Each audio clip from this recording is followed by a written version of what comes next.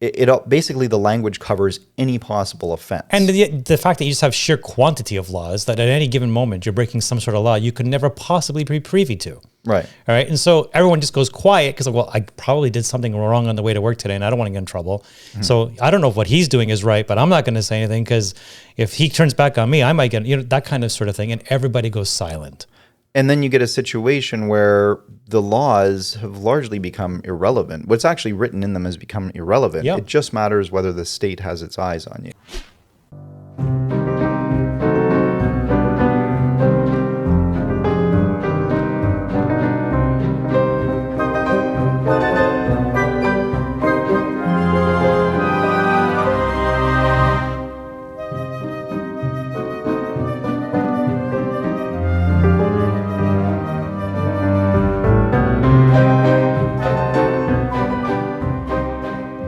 Hello, everyone. Welcome to the show. I'm Jason, here with Dimitri. Hello. Lots to talk about. I think we're going to focus primarily on some new laws, the scope of what this means for Canada and for society in general in the West. There seems to be a ever-expanding encroachment on freedoms. I think the governments of the world are getting better and better at gaslighting the population. The phrase is a little bit overused, but sneaking in language into bills and into society that is becoming increasingly nebulous so that you have people not really knowing 100% what we're talking about anymore. And there's a problem with language now being so almost so ambiguous that people are just sort of using their imaginations, and it kind of becomes a case where words can mean whatever you want them to mean. And especially in the case of laws, this can become dangerous. Well, doesn't postmodernism come out of communism?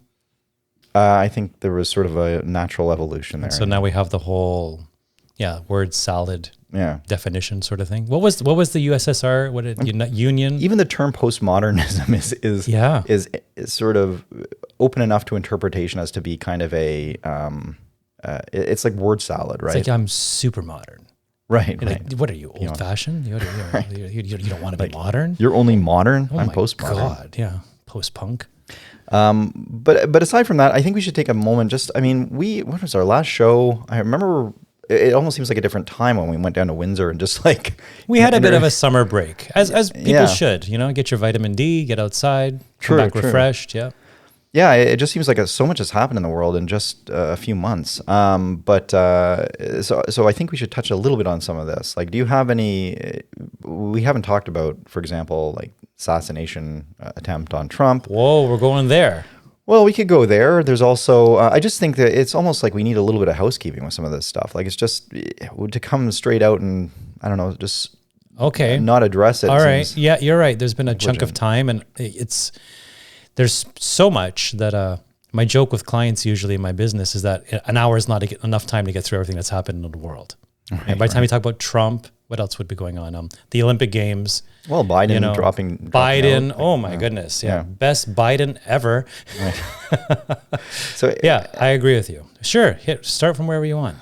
I guess just the attempted assassination on Trump. Do you have any idea? So there's ongoing kind of theories about whether that was a inside job or whether it was, as it appeared, whether it was just simply as it was appeared. Sure. Like so do you believe do you believe in the concept of a deep state? Yes, I do. Do you think the deep state's motives and goals are always aligned with candidates? Well, I'm not sure that the deep state's goals are always homogenous within the deep state, right? Sure, but inevitably some sort of thing has to form a general direction. You're right. I mean, let's not make assassination great again. Right. Yeah. But do you think why? So do you think that that's something that was like? Do you think this is incompetence? What's that quote? Like, don't attribute to malice that which can be explained by incompetence. Sure, said every dictator ever. No, I listen. Either the Secret Service that day had a catastrophic and unprecedented, communications breakdown, or it was deliberate. And you're really in one of the two camps. I don't like either option. If you go the route of incompetence, then you have to circle back to DEI and CRT and all these, like, who are they hiring? You know, if Trump is standing somewhere around 6'5", his bodyguards should not be around 5'8". Right. That's just incompetence, right? I don't know, because it's been a while since we've caught up. Did you watch any of the footage? The people that were, there's a guy on a roof, and the cops all kind of looking at each other, and why on earth? Here's an actual statistical detail. The man that did the shooting got shot himself 0.87 seconds after shooting. For that to happen, it means the snipers were trained on him, because they killed him within a second of him shooting the bullets. Right. So if they were trained on him, what were they waiting for? For him to shoot the gun? That's what your cue is, to shoot somebody? Where are they getting 0.87? There is a podcast I listen to, Peak Prosperity with Chris Martinson, but there's a lot of people out there that have just literally taken the footage and broken it down second by second by second. I see. And there's even like a second shooter theory and all this sort of stuff, and how many bullets and how many guns were involved and that sort of thing. But generally speaking, that was the number. So they were looking at him. They just chose not to shoot him until he shot first. Why? I can't explain why, but that's either incompetence or deliberate. It's one of the two camps. Yeah, I would say that it seems suspicious in this day and age that the technology is to the point where these kinds of things shouldn't happen. Like, you should be able to have drones up. You should be able to see. You should have coverage of that whole area, and like it should never be a thing, especially when it's a presidential candidate and a fairly controversial one at that. Like, you would think there would almost be added protection. It's hard to imagine that something like this can happen. I would say the same thing with the Hamas people coming over the Israeli borders. Like, how the hell does that happen? Like, in this day and age. I don't want to conflate the two, but there's drones that can have like heat signatures floating around. You find a heat signature on the top of a roof. Like, stop everything for a moment. Go check that out. Yeah. And it's not like, it's not in the exclusion zone or wherever they call the different zones. Like, literally, it's within shooting distance of the presidents, and there's somebody on a roof. Stop. Seems like a no-brainer, yeah. Yeah. So I don't like it. I'm a little bit, unfortunately, skewed to deliberate. Why? We don't know. I do have a theory why, though. I'd love to hear it. Was a hypothesis. Trump has said that he would want to stop the war in Ukraine. And what he would say to Zelensky and Putin is basically, the land, Putin, that you have won is yours, but not a step more. And Zelensky, what you've defended is yours and been able to hold on to, and it's over, sort of thing. And there's people in deep state that don't want the war over. Now, maybe they're right. The war shouldn't be over. Maybe Putin needs to be removed. This is their way in. I can't critique on that per se. But I don't think somebody is going to try to take out a candidate like Trump because of pronouns or DEI. It's going to be something of that tier, like starting wars, stopping wars, taking down entire empires, that level stuff. Well, I mean, so I think we're in that sphere of what would you call it? What would you call it, Jason? That it's not. It's a global issue to take down President Trump, not a something small and local.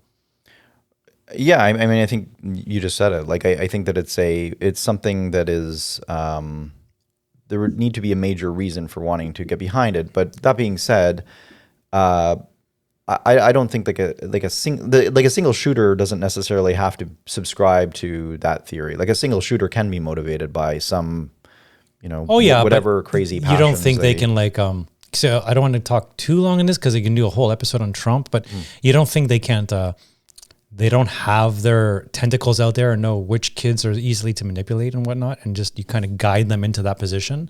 So they really think it's their own doing, but you've just literally led them into, you've socially manipulated them into that. Sure. Yeah, no, absolutely. That or to what degree, stepping back and making it a little less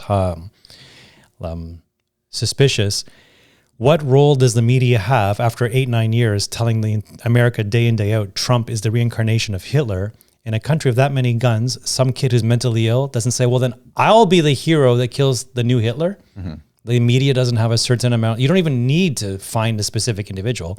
You just generally sweeping broadcast that message across the entire country. And at some point, somebody's going to try to do something.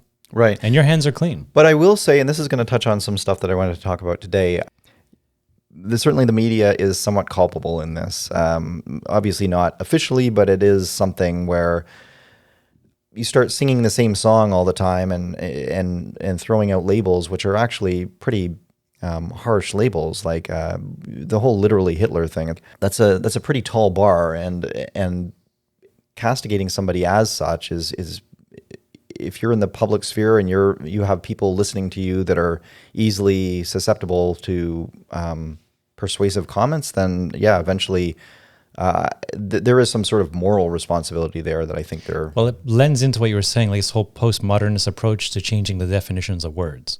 Literally everything is Nazi and Hitler these days. Or if you're even a touch not communist, you're far right. This is chucking labels of things and making very rash black and white good versus evil assessments, and absolutely no room for nuance anymore. It's exhausting too. And it just devalues when, it devalues Hitler, it's like Hitler, Hitler was Hitler. Like that stuff he did was pretty bad. Yeah. So I think we're seeing this a lot. We saw that a lot with the Trump, all that hyperbole surrounding Trump and labeling him as giving him all these kind of harsh labels and unrealistic labels, and just people are being very loose with their language. And yeah, like to some extent that has consequences. And I guess what we're going to talk about today with these new Canadian laws is something that I'm sort of been seeing. It's almost like the bill that we're going to be talking about, Bill C-63, is worded in such that it's kind of almost reflecting society's use of these words, and it's the language is fairly ambiguous. The themes behind it are fairly opaque. Like there's a lack of crystallization to some of the offenses that they're talking about that I think is going to cause problems down the road. And it's bad enough that we have the media and society speaking in words that are open to interpretation and changing and dynamic, like, at a very rapid pace. So nobody's really sure what we're talking about anymore. But it's even worse to have this codified into laws, because now our very freedom might be at risk because of, just not understanding what a law is. Freedom is a dirty word, Jay. It's where we're at. Because it's like, the government's role in the minds of its citizens, they've been trying to, this is what power does. Is the government a servant or a savior? They're taking on the role as savior. We are here in every instance to try to make sure that we, as the government, protect you. And protect me from what? Being offended? Like you're gonna make it an offense to offend. Not hate. We already have plenty of laws and it's fine. We know that. But this is actually like, if I suspect what you're saying may actually lead to hate down the road, therefore we're going to charge you of something. Right. Like it's so slippery, that slope. And how are you going to draw? So what? I'm offended by professional wrestling. Like, what do you like? You can be like, it's so subjective that it is as open-ended as something could possibly be, which the net result will be everybody stops talking. Because it's like stepping into an elevator of a stranger. I don't want to offend you. And that'll be like the microcosm, like the example for the entire civilization. Well, that's certainly happening in society already. Like Yes. You have, certainly in the workplace, people are just speaking less and less. And when they do, it's this very innocuous kind of anodyne conversation. It's like 51st dates. You talk to someone 50 times and you still don't know a thing about them. It is it's for all their depth they're trying to portray, it is as superficial as something could be. Oh, right. Yes, exactly. I know. Oh my God. Like if it's Trump, let's say, oh, of course could never, like that kind of, that's all they want you to do. And then you get game theoried into one pack or the other. Well, you said something interesting before we started this, where I'm not sure if it was the Chinese government, or you were talking about how people could create laws in such a way that you then have, because they're so subjective and because basically the language covers any possible offense. And the fact that you just have sheer quantity of laws, that at any given moment you're breaking some sort of law you could never possibly be privy to. Right. All right. And so everyone just goes quiet because, well, I probably did something wrong on the way to work today and I don't want to get in trouble. So I don't know if what he's doing is right, but I'm not going to say anything because if he turns back on me, I might get, that kind of sort of thing. And everybody goes silent. And then you get a situation where the laws have largely become irrelevant. What's actually written in them has become irrelevant. Yep. It just matters whether the state has its eyes on you. It's a web. Exactly. And whether it's the most, so I'll give you an example. Like one, and as we mentioned in the podcast before, I lived abroad for 10 years. Greece is very, very similar in this case. Somebody had opened a new business, and when they were having their launch party, they had balloons at their table set up in the front, DJ music. It's all really nice. Well, the balloons had their store name on it. It sounds nice. Sure, no problem. The man who made the balloons didn't have an issue. He's like, sure, that sounds like a nice idea. The guy who ordered the balloons didn't have an issue. But a competitor saw the balloons and knew a law that the other two people didn't know. It's illegal in Greece to have balloons with your store name. It's anti-competitive. Because if you have balloons and I need balloons, everybody needs balloons. So they called the police because they knew somebody. The police came and it was a huge, like 50,000 euro fine, which is a very big sum in Greece. Before the store even launched, it was closed down because they couldn't afford the fine. Was it the store that was fined or the balloon company? That's a good question. The store got the fine. I'm sure, I don't know if it went back 2 steps to the person who produced them, but yeah, because the person breaking the law at that moment, because you sell someone a balloon doesn't mean they're going to fly it, I guess, something like that, right? So that is a very lived experience. We're like, oh my God. So every time I do something, I need to consult a lawyer. Who's going to do that? Right. You just hope nobody actually points a finger at you. It's like that whole tyranny grows in silence kind of thing. So everyone just goes quiet and lets the sort of the state, the superpower operate as long as you're kind of like bullets going over your head in a battlefield. As long as I don't get hit, I'm okay. Yeah, it's very and much as we'll hear about this bill in Canada. It sounds a lot like the way this bill is written. Sounds like a similar experience. A similar thing could happen as that story. That you saw in we used to Greece. say like back in those days too. Like this isn't a stupid system in Greece. It's actually it is expertly created to control the populace. Right. Yeah. Right. So like, have you noticed the way the media portrays when they talk about this bill C-63? No, but I think we should pause for a second just to describe what the bill is and just so that everybody is aware. Go for it. Okay. So Bill C-63, otherwise known as the Online Harms Bill, it does a few different things. Its main sort of ostensible reason for being is to combat harmful content on the internet. So notoriously slow to adapt to changing landscapes. Like I think the legal system always sort of takes a while to catch up. And I think putting this out, having a law that surrounds online content and governing certain things like child exploitation, deep fakes, bullying, online bullying, the incitement of violence, like all this stuff is sort of combined in this law, and it's in this bill. And the idea is, of course, that in Canada it goes through several readings in Parliament, and then it goes through Senate approval, and then becomes a law, or doesn't become a law. And this one, so that's what this one does. Mostly guarding against harmful content. And of course, this brings up things like what is harmful content. And there are a lot of points to this which kind of flesh this out a little bit. I don't know how much detail I should go into on it, but a lot of it is used, like harmful content can be described content that sexually victimizes a child or re-victimizes a survivor. You have content that can be communicated without consent, and this has to do with like deep fakes or photoshopped images. So this is now something where, if I post a video of my high school teacher online and put a nude body to her, then that constitutes a crime, assuming she didn't approve its transmission. And there are a few caveats here that are really interesting to say, but I'll just kind of finish this up just so it's we all understand what the ostensible reason for this law is. It also is harmful content can be described as content that is used to bully a child, content that foments hatred, content that incites violence, or content that incites violent extremism or terrorism. So it covers a lot of ground. Sure, but would you not say most of that is already covered by current laws?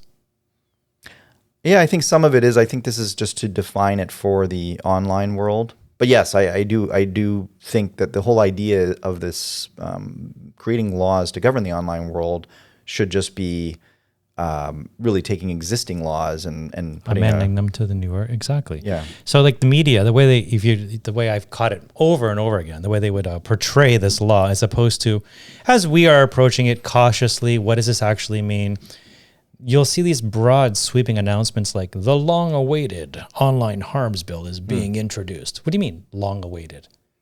Well, we've all been clamoring for an online You talk to the average bill. person, they have no idea Bill C-63 exists, what it is, what's it's called, long-awaited.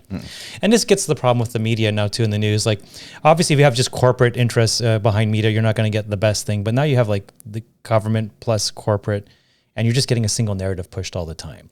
So How do you, sorry to interject, how do you think that that's pushed though? By Because, who? for example, like, well, who's looking at the language of that and saying we should spice that up a little and put in the long-awaited part? You know, like 100%, that's how the government wants it spoken about. But how are they communicating that to the Well, in newspaper or Canada, the government pays like journalists 35% directly of their salaries. Yeah, but how is it? Is it just journalists kind of taking it upon themselves to be supportive of the government, or are they literally I'm sure they dictating get what they're- memos, just like the Trusted News Initiative, like how we're going to go back to like Build Back Better and all the different, or, you know, all the things that the media seems to, you can find on Twitter, X, all kinds of different clips where the media around the world all starts using the exact same phrasing that can't be simply spontaneous agreement around language, right? So there's mechanisms in place behind here, primarily from like the governments down to the media on how to speak about certain things. So, I mean, to a degree, I understand the government has to shape the culture of a country a bit, but they're not being very transparent about it. And particularly when we're having like sweeping and controversial changes, nothing should be very, if it's very controversial, it shouldn't be very sweeping. You should go slow and take your time and really have a nuanced conversation about it. So the things that I don't like about the, just to quickly kind of riff off a few things here that I don't like about this bill very generally, hatred is left undefined. Right. That's just, you know, so you couldn't get much more. You are not tried in front of a judge, but a tribunal in Canada chosen by the Prime Minister. It can look like a court, but it's not a court. And how are you going to take the evidence and submit the evidence, and the procedures behind that are not going to be the same as in a court. So just to flesh that out, I guess you're meaning, so basically part of this bill is it will create a digital safety commission. That's a new, Yes. it will be a new body. Yep. And it will be, like you said, I guess, appointed by the Prime Minister, or and that also there'll be a people's representative as well appointed to that. But this is all done outside of the court system, and the powers that are conferred upon this commission are quite extraordinary. Like they can, it's almost like they have police-like powers, but without being bound It's like to mandate versus law sort of thing. Like we've mandated it, but it's not a law, but it's enough to make you behave in a certain way. Right. You still, you're still compelled to do these things, but there's no, for example, warrant needed to actually go into enter a person's residence or something. So like those are the first two. Number 3, you're not allowed to face your accuser. Wow. Number 4, anyone from any country can use this law against the Canadian. that. Oh, I didn't know about that. So now you can have the whole world looking at what you're saying, going, Right. I'm offended. I believe this will cause hate at some unknown time in the future. Therefore, that is, as you couldn't simply get more open-ended than undefined hatred, and it's subjective and it's open to global interpretation. Well, one of the sort of catchphrases I've noticed in this is just the reasonable ground to suspect. So, for example, if somebody posts a deep fake, say I put a deep fake of, I don't know, Scarlett Johansson or something like that, and I have like put a nude body to her or whatever. It isn't that Scarlett Johansson has to submit a complaint, but it's anybody can submit a complaint. So, whoever I'm battling with on Twitter decides to, sees me do something that crosses the line in some way, they can then submit the complaint. And then the complaint is almost summarily it's passed on. They have an obligation. The government then has an obligation to pass that on to the service provider. So they would give a notice to Twitter or X, I guess, and in this case, and then say that you have to take this down. You can notify the person who posted it, but you have to take it down in the meantime, like basically until we get this sorted out. So then you have a situation like, first of all, this stuff all happens like. Nobody's going to wait around for a commission to, sit down and like figure out whether, that is Scarlett Johansson or whether it's, legitimate. Yeah. So you just have this technology that's operating at fairly light speed, like, and then you have this bureaucracy coming into it and saying, like, well, we're going to start fielding these requests, and our default is going to be to shut things down. And then you want to sort of make your case as to why this was something you could post. Then we'll listen to you. But this is like who knows how long afterwards. Have you ever had on X somebody flag one of your posts and you were told you have to take it down, or you might have to be like you can't post anymore? I haven't had it. It happened to me like 2 months ago. Oh, and my post was something I was defending Iranian women for wanting to not wear headscarves anymore. And my point was a woman should be able to wear what she wants and not feel under threat of rape from men who simply can't control themselves unless a woman's wrapped up. Like, what are you doing? You're just like pretending they're not as beautiful as they are by wrapping them up. Is that the original concept? Well, perhaps that was good in 600 AD, but we have laws now, and we should have laws to protect women's rights. That she can wear, with reasonable amount of clothing, covering the intimate body parts, and feel free that she's not going to be having to wear a headscarf to prevent men from raping her. The person found that hateful. Well, yeah, that's just speaks to the subjectivity. Like, why are you saying Muslim men? I'm like, well, these women are saying they want to feel free to walk around their cities and not be under the impression that they need to wear a headscarf to prevent men from attacking them. That was partly part of the original concept of wrapping their women up like that. And I appealed it, and I waited a full month. I'm like, I'm not taking this down. And it's going to go to a person, and I want somebody to read it because I am defending women's rights here. But then the whole Trump assassination, and I waited an extra 10 days. I'm missing some of the juiciest news. So I agreed to take it down. But I waited 5-6 weeks. I was really trying to hold my ground here. Right. So my point is, at some point, somebody might interpret that as hateful. Oh, so you couldn't post anything else until that was taken down? Yes. Wow. Yeah. Interesting. And I was defending women's rights. Yeah. But that person on the other side, from another part of the world, found it hateful. Probably somebody like the mindset of those in Iran who want a woman to remain covered up. So this is X's rules, terms of service, though. Yeah, it was. And I'm on the most free speech news platform available. Yeah. And so to their credit, all I had to do was take it down and I could go back up. But I was like, no, I don't. And I wrote in my appeal, because they do give you space to give you your thoughts, like why I believe this is not hate speech. And they give you a time frame as to when they'll be back to you? No, they said we will give this to a human, and we will look at it. But, with all the different things that happen, it takes forever. But yeah, I mean, why should I? So if that happened now in the Canadian sphere under these laws, like what? From my position, I'm defending women's rights. Yeah. Or to divert a little bit into the whole, do you want to get into the XXXY Olympic fiasco? If somebody were to take the side of what is a man, what is a woman for the women's boxing, and somebody doesn't like the position you take, they're going to call it hate speech. Do you know that Richard Dawkins got his entire Facebook page deleted without any word from Meta whatsoever? He tweeted this the other day. I will pull it up. Okay. Right. So Richard Dawkins got his entire, apparently, Facebook account wiped out, deleted for something he wrote. And so his tweet was, "My entire Facebook account has been deleted, seemingly no reason given, because I tweeted that genetically male boxers such as Ayman Khalif, XY Undisputed, should not fight women in Olympics. Of course, my opinion is open to civilized argument, but outright censorship?" So now, if it's enough to delete you from Facebook, at what point would the Canadian law, and UK has laws like this too, we're going to circle around going, well, dude, that was actually hate speech. We're going to start putting people like Richard Dawkins in jail for hate speech. Right. because he's talking about X, Y, and saying, dispute me, like talk to me. It's open to dispute. Tell me what you think. Yeah, it's chilling. And really, I mean, it almost just makes me think, like the extent that this has gone really does reinforce this idea that we're living in a simulation, because it's almost like, how is this madness still continuing? Are they not using Dawkins as a shining example for everyone else to shut up? Yeah, and again, it's kind of like, see, and even the they in this circumstance, because, for example, like this Dawkins thing, like in your circumstance, it just takes one person to be like, I object, that's hate speech. And what is their punishment for falsely labeling something as hate speech, right? There's no, I'm presumably nothing, you know? And hate today. So yeah, not like the fifth point I don't like about this law, you do not have to take an action, but on suspicion that you might say something hateful, you can get a life sentence.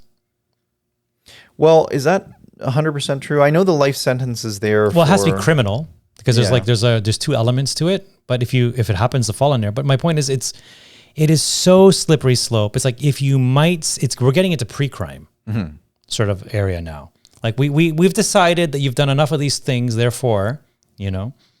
Well, I'm not sure if that one instance in particular that that one stipulation, whether that's covered, that you would possibly get a life in prison. But I know that can happen with some of these other things, like, you know, language that. And listen, right now, I'm sure most of the hate out there is going to be people on the pro-Palestinian side saying terrible things about Jewish people.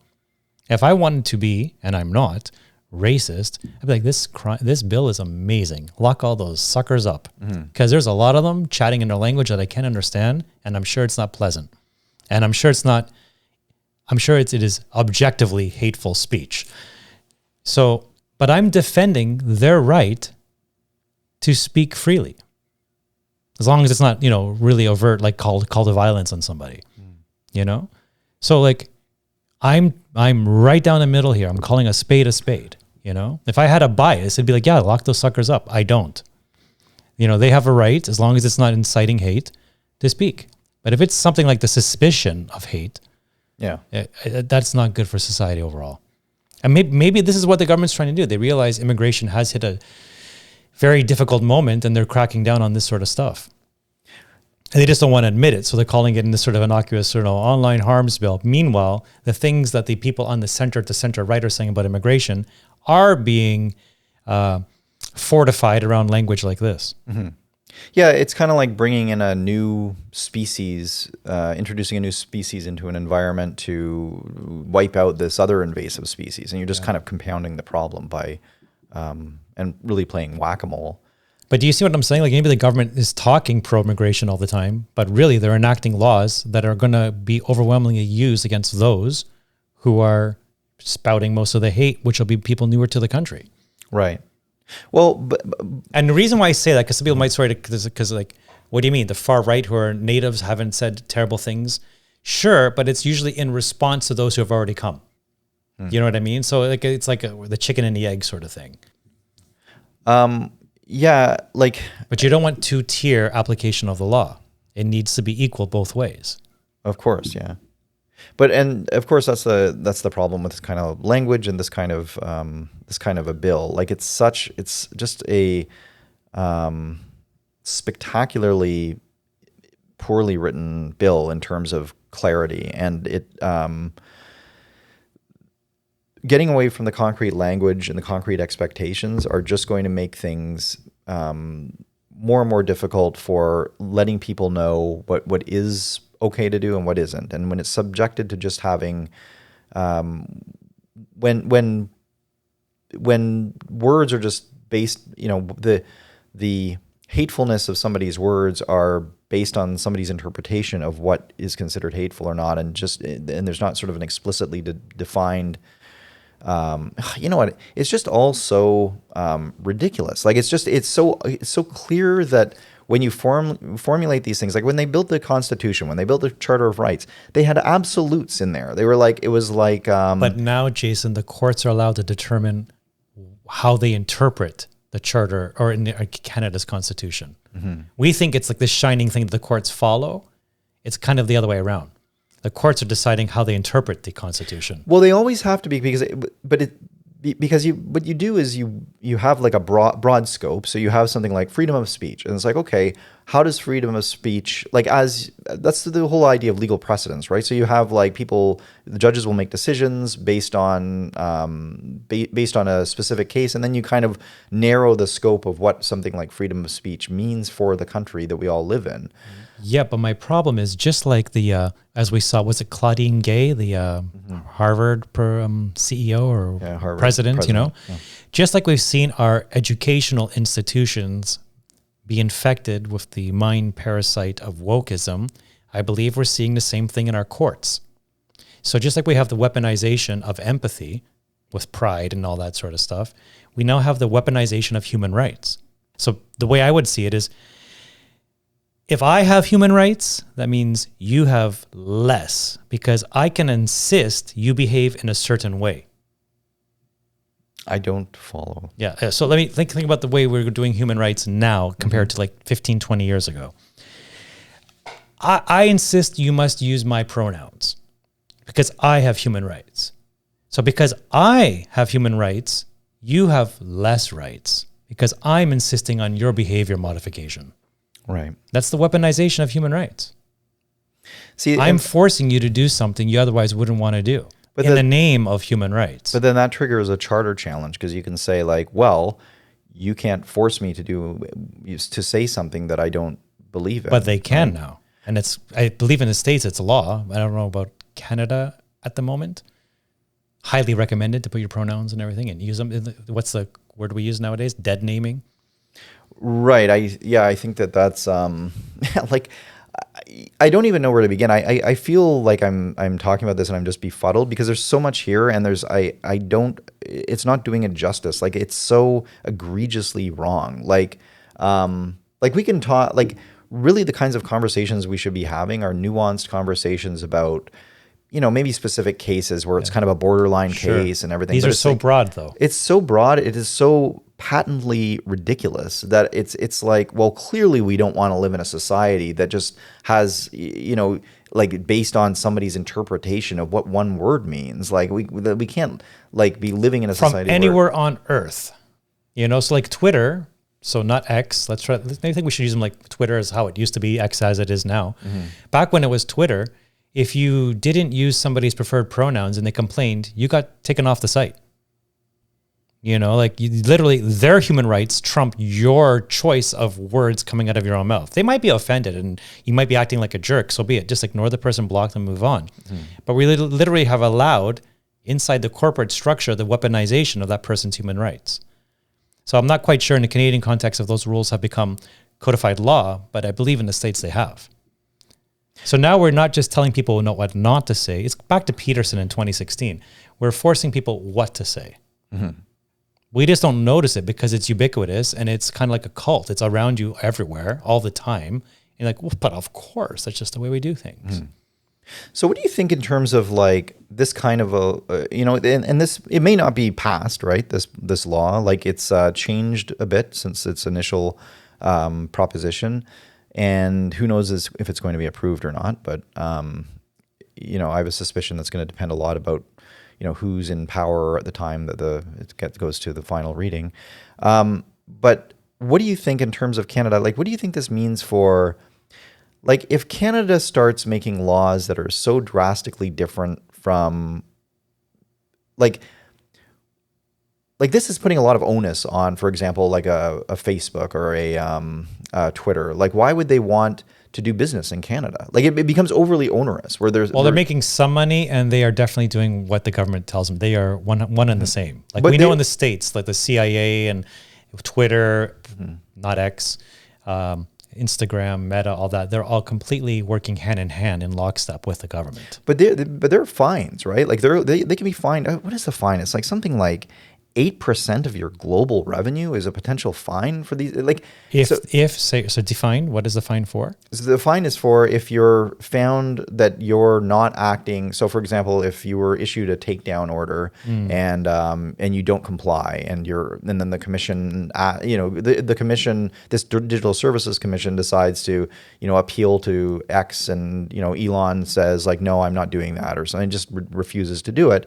They can impose a fine for 8% of their global revenue. Yeah, it's quite amazing. $25 million. They tried really hard not to have him buy the app, and he basically stole from them a government surveillance, tool.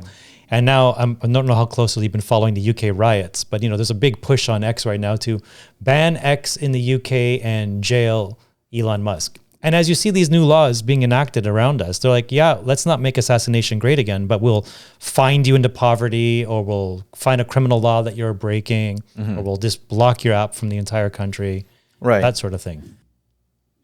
But this is, it doesn't make any sense for a corporation to want to do business in Canada. If the risks are that high of, 8% of global revenue, it's like, well, like the Canadian market is just not that big. So, it's the same with like Meta, where they stopped doing the news in. Do you feel like overall, this is kind of what the government wants? Basically, if you're going to make any money at all, you better do it our way or you're gone. Because there is a push sometimes. You see, I feel like there's these social media influencers, like, I'm deleting my Twitter account, and it's making almost like the good person would just delete it. Right. And they'll just let it die, like ham radio or something. Yeah, but Canada doesn't have the international swagger to be able to do something like that. No, but is it a country by country basis? If they can reduce the amount of social media activity in a political sense across the globe by 50%, they wouldn't consider that a win. But again, it's kind of like, who's they, right? Like as a government, like why your citizens are going to be continuously complaining about it. We live in a global marketplace now, right? You can't continuously complaining about what? The fact that they can't access access what? That which they told was a hate platform? Yeah, but they're still getting information from other sources about things that are going on. Like if X was banned in Canada today, we would get information from Facebook or Instagram. There would be the same kind of... Or the CBC podcast, and you kind of go right back into Plato's cave. Yeah, I don't know. You wouldn't, I wouldn't, but the average person probably would. Maybe.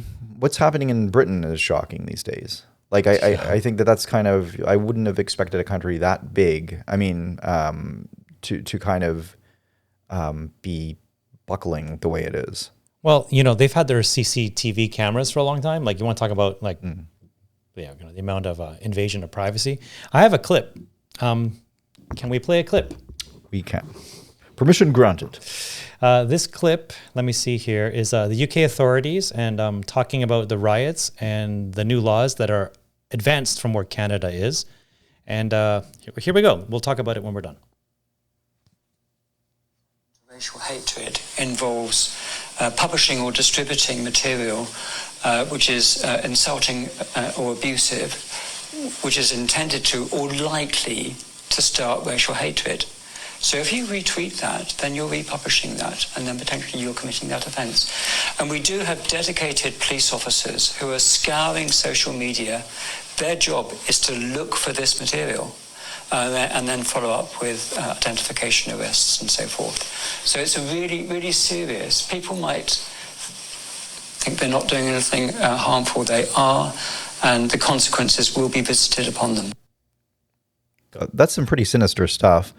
And again, living in a simulacrum here. Like, this is like, this is crazy that this is happening in the Western world in 2024. That these are the things, and we're told it's the good way. So what he mentioned there was not just if you wrote something, if you retweet it. Mm-hmm. Wow. So one of the changes they made on X, I think, is they made your likes private now. Yeah, a good idea. Very good idea. Yeah. But why was that necessary? Exactly, right. To hide this. So who becomes enemy number one now? Elon Musk. Ask the average person who's mostly clueless, what do you think of Elon Musk? Oh, crazy guy. Yeah, you do get a lot of that. Tell me why. Yeah. Why exactly? And I do not particularly like EV cars. But you don't like Teslas? No. Really? Yep. Like just like driving one, you don't like it? Like it feels good.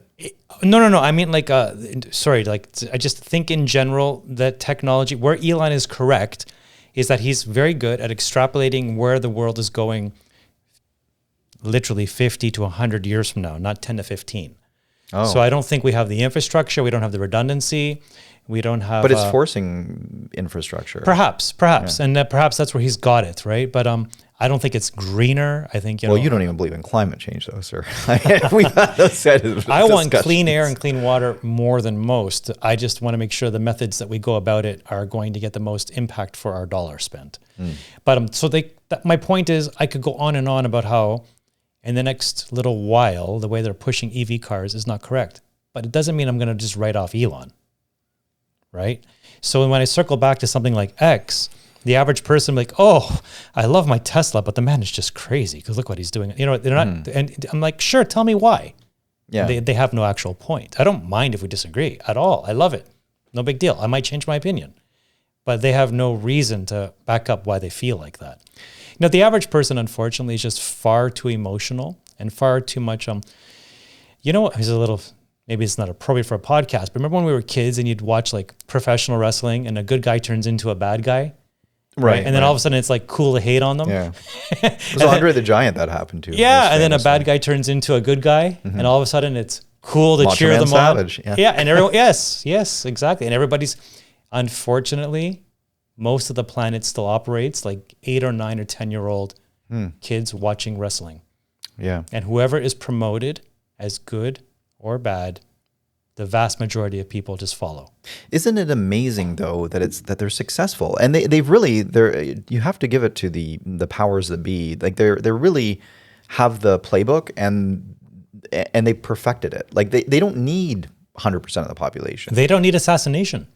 Yeah, no, they really don't. They have, like, going back to the fines and 8%, they really have other mechanisms to control you.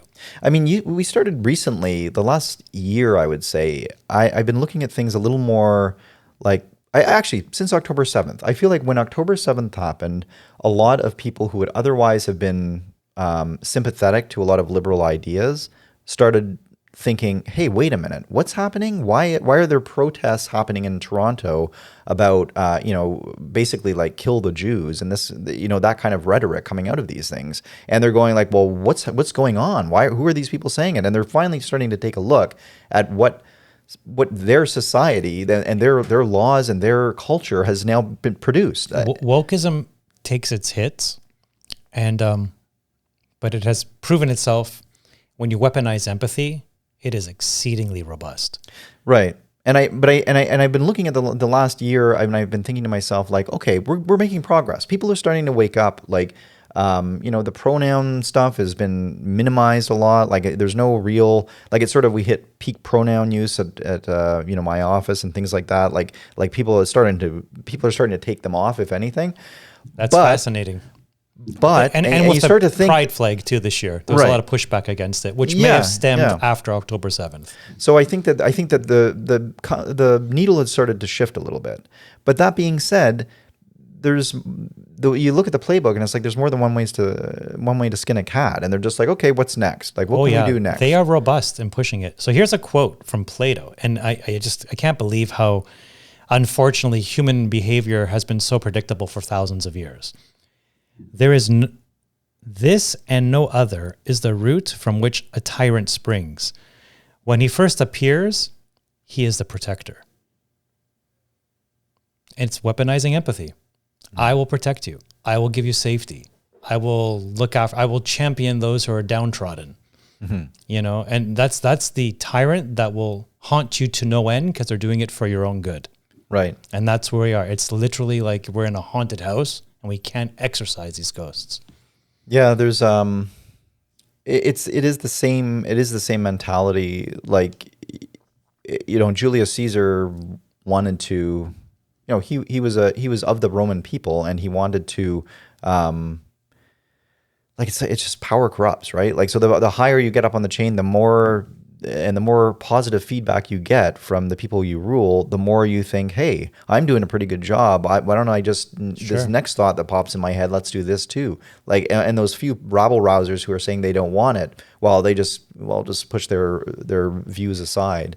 And yeah, it becomes this corrupt. Yeah. So this is exactly, so I think we saw some hints of wokeism dying on the battlefield of, the Gaza Strip, because it was pushing, in a sense, terrorism. Wokeism was supporting terrorism. Mm-hmm. And a lot of people on the globe got behind it. Yeah. So I really don't like it. So it's like forcing virtue on people. And that's the problem with the whole the Bill C-63 is that it's literally like, this is the higher virtue to which we all must aspire to, and we will codify it into law and force everybody along. With such an open-ended interpretation that however we decide as a power to use it, we can.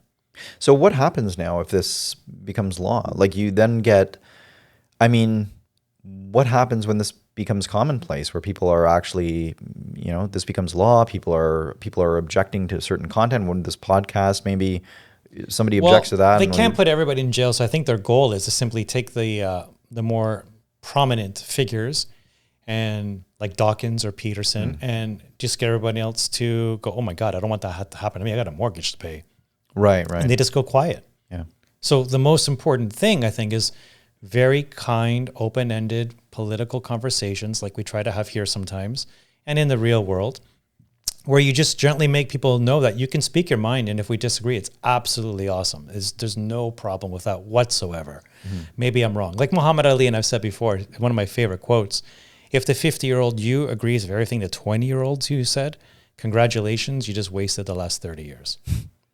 So this is what I believe today based on the information in my lived life. I may change my opinion 10 years from now. Tell me, today might be the day. But why hate on the person telling you this? Because we're told through media to hate on the other person. Going back to the pride thing, because it does go into here, if you were 85% into whatever pride stood for, but you really didn't like the last 15%, then they hit you with the "there's no place for hate" sticker. Right. Yeah, like there's no in-between point. That's fascism. That's totalitarianism. Yeah, and it really is where we're heading. I guess part of the problem with this law or this bill is also the maximum life sentence. And you'll hear people talk about this, kind of defending it. It's like, well, like that's only going to be imposed upon in the worst, most extreme circumstances, et cetera, et cetera. But there's nothing built into the bill itself. You can't rely on the discretion of judges to impose or not impose a penalty. I think once you realize we are at war, except the tools have changed, and these are the types of tools they're using now, mind viruses, getting the people to want and beg and gleefully cheer for these new laws. And then basically, China doesn't need to take over Canada. They just need to make Canadians think like Chinese people. Mm. And then it all becomes like one world. I don't want to use the word government, but one sort of ethos in which we all agree to globally. But again, where do you think, you mentioned China. So do you think that this stems, I'm sure that stems from sort of the ideology of totalitarianism, but where does it, World Economic Forum, is that where we're at with? Well, I think they are a low-hanging fruit, but we are talking about organizations that are supranational, So what you can pick, there's a whole web of them. We can have a whole podcast on that. People have drawn out amazing charts of all these giant... somebody like Justin Trudeau, once they're done being prime minister, are looking at, well, that was easy. What's the next step up? Right. And this is the problem. Even if you start off really conservative and you become prime minister, as you move your way up, you inevitably become a liberal. Mm. It's what the system sucks you up into, or you don't make it any further. So, yeah, I think once we realize we're in sort of a Cold War state, and these are the new tools of the war, that when all of a sudden saying things like freedom become negative, you got to really stop and ask yourself, how did that bomb get dropped? How that mental bomb, that viral parasite, And who dropped it, and what is the reasoning for this? Doesn't, and you come back to the reasoning. This is where I get a little conspiratorial in my mind, like, because it really there really seems to be a almost coalition of forces trying to steer the world in a certain direction, which is counterintuitive in many ways. Like it doesn't make sense even for just a healthy society, to have people, for example, questioning gender, questioning, like, for race relations to be so granular. And, again, like we're doing really well with race relations until maybe 10 years ago, right? And it just got worse and worse now. Well, it's the classic divide and conquer. But it's divide and conquer to what end? It almost seems like there's a reason for it. Like, for example, like maybe there's something, let's think of AI or whatever the next, UFO, maybe there's some contact with an alien race, and governments of the world are aware that there's like maybe 5 to 10 years left to, maybe there has to be some agenda that is pushed that is so dramatic that they need a certain level of compliance in the global population. And that's why we're seeing these drastic. I agree. There could be, yes, like you look at the debt in the States, and if they realize at some point we're going to have to declare bankruptcy, and that's going to mean the end of abundance and austerity and the riots that are going to happen. Before we get to that point, which will cause chaos on the streets and will take forever then to get out of as a civilization if they don't devolve into a civil war, let's get the mindset of the people to be a little more pro-authority. So when that moment comes, they're more willing to listen to the authorities. And we're in the beginning steps of our preparation for the default. But they're not doing a great job, because like if it's almost like I would think society was probably more pro-authority like 15, 20 years ago, right? Like, I had a lot more trust in the government then. Like, fair point. Maybe technology plays a factor here now. They need to tighten it up because we got looser, and now they need to bring us back. I'm sure overall, as we enter into this economic unknown future, they would much rather not have social media around. And if they're going to have it around, they want to use it as a psychological manipulation tool to help them get you to do more of what they want. If they could go back to have us all with 13 channels and watching the CBC every single night, they would definitely love that. But they know that that has already escaped. So they need to then tighten up those mechanisms and use them back towards us. Which is it's a good game plan. And if you wanted to steel man their position, why are the bad guys doing these things? That might be the good reason why, to prevent more chaos in the future. I'm not against that. I think that actually is a solid plan. My issue with that, and I think I've said it before here, is that once we do turn that corner, who's to say they're going to allow the old ethos of freedom and free speech to come back? There's no guarantee of that. So that which goes away may never come back for a very long time. Yeah. So therefore, I would take the chaos and whatever comes with it, as long as we don't lose our souls in terms of the beautiful experiment of the Western liberal civilization that we have been, that must endure. And the temporary extinguishing of that because of some sort of impending debt is too much of a risk, because history would tell us what America has achieved in the last 100 years is not the normal situation. So therefore, we have to fight tooth and nail to keep that alive. And if it means, unfortunately, chaos on the streets over a period of time of transition and austerity, perhaps that is actually the better path. If you extrapolate like Elon Musk would over a 250-year period. Like if you're thinking what's better for the next 6 to 9 months, but really, unfortunately, how do politicians think these days? Very narrow-termed. How to win the next election cycle and whatnot. So I don't think they're thinking of the preciousness, and they've been trained not to think of the preciousness of the civilization we've created in the last 100 years. Right. Yeah. It is a lot of short-term thinking, but there's no incentive to not be short-term in thinking. This is almost, which is how they get gamed. And that's how good people turn out to do what I would consider very bad things. Do you think there's some sort of global cabal that is governing society? Meaning, if you take that to, like, if you have governments thinking short term, everybody's kind of thinking myopically, and it's in their interest to do so. Like, there has to be some sort of, like, who, if not the government, and if not individuals in positions of the everyday individual, like the person on the street who's just trying to make a living, like they want to stay away from anything controversial because they're just trying to do the right thing and like live their lives, have children. But like, so who's guiding the ship, I guess? Like who, if everybody's thinking myopically, who actually is stepping back and saying, let's look at this from that 50-year, 100-year plan and where do we need to go? I think there's a few, because I think if I were to, the idea that I just expressed about the wonderful, experiment we've had politically in the last 100 years in the West, they're intelligent and they're aware of that. So they must be then aware that if they're putting it away, they're putting it away for a reason. So I think there are those who think long term. They're just only those, the very few at the very, very top. And they're, like Rome had its moment. What caused it to recede? Greece, Babylon, even the 1960s America, that was probably, I wasn't a fan, and I'm not a fan of, the whole like hippie culture, but I have to give credit where credit was due. The books, the ideas, the movies that came out in that time was the closest I think we've had to like enlightenment in the West in a very long time. It was well adjusted, well financed families raising healthy, educated kids, and had the free time and luxury to dwell on such ideas.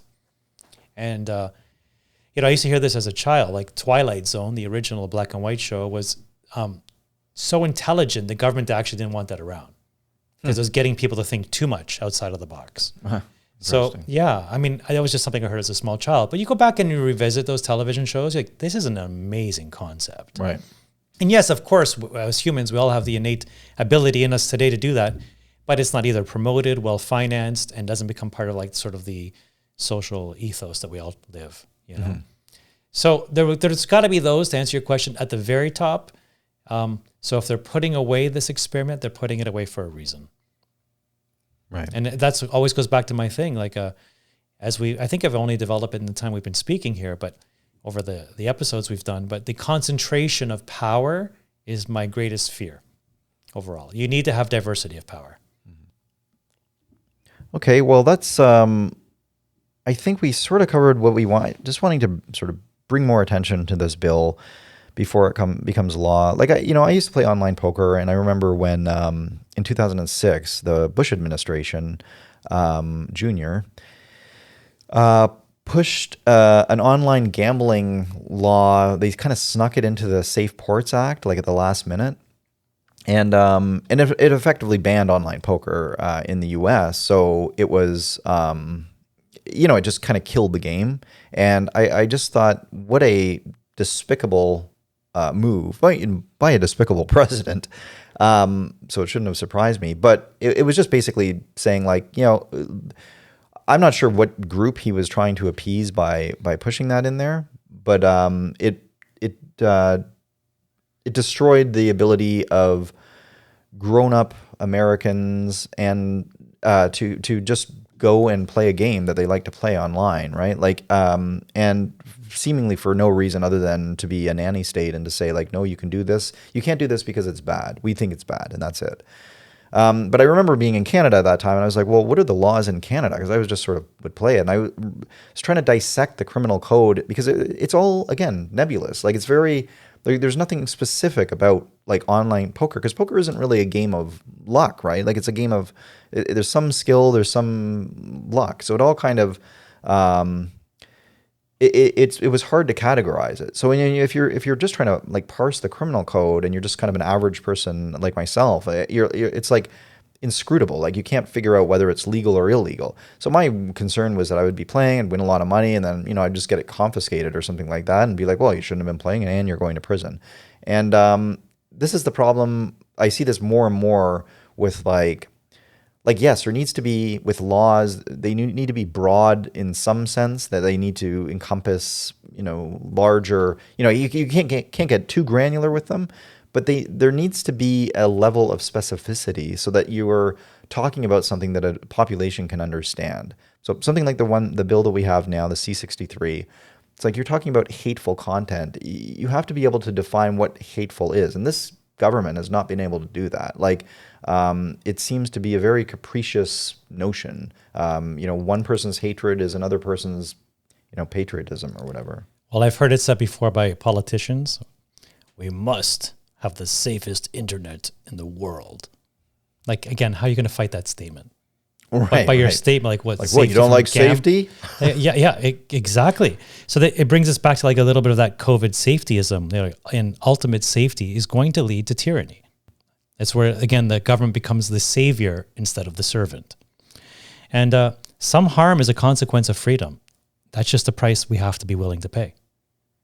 Yeah, it's a shame we're still having this conversation because it just seems like such a no-brainer to, I think, both of us and probably a lot of people out there.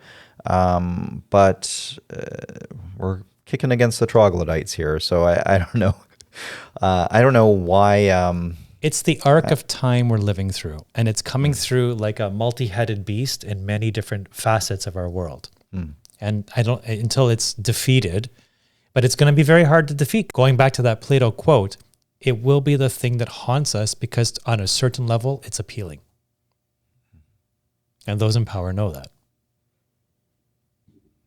Yes, they're playing us like a fiddle, aren't they? All right, I think that's all the time we have today. Thanks, everyone, for listening. And be safe out there.